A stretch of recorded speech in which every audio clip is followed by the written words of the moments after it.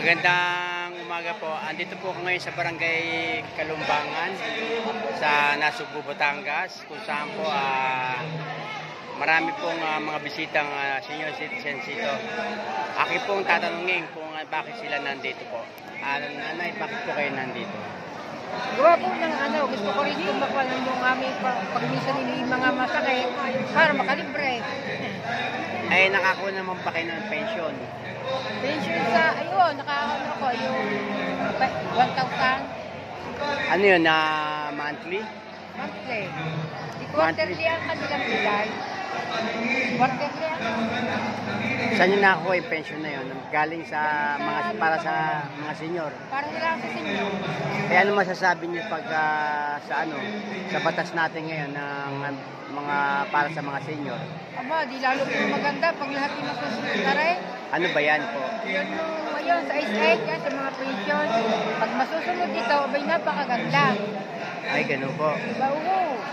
Ano po ba ang mga nagustuhan niyo dyan? Diba, katulad na rin rin pension. Yan, pension. At saka yan, libreng gamot. Saka yung sa butika. Ano po ba yan? Party list po ba? Party list 97. Ilan taon na po kayo? 71. 71. So, malapit na kayong mag-80.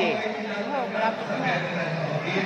Alam niyo po ba yung batas na para doon sa mga edad pataas na 75? Raw, sabi, bibigyan daw ng pagdating na 75, meron daw bibigyan. Hindi ko alam kung magkano bibigyan. Ba't di mo alam? Dapat alamin niyo po. Taga-rito po rin kayo. Taga-rito. Kayo po nanay, ilang taon na po kayo? 76. 76. Nakakatanggap kayo ng pension. Bakit wala? Hindi ko alam. May pension sa SS. SS ang naasawa. Hindi, bukod doon sa SSS. Bukod sa DSWD. Wala. Wala talaga. Bakit wala? Dapat meron na. Hindi namin alam. Kaya basahin niyo po yan para malaman niyo. Meron po kayong ganyan. Hindi ka ba ganito? Wala. Wala pa.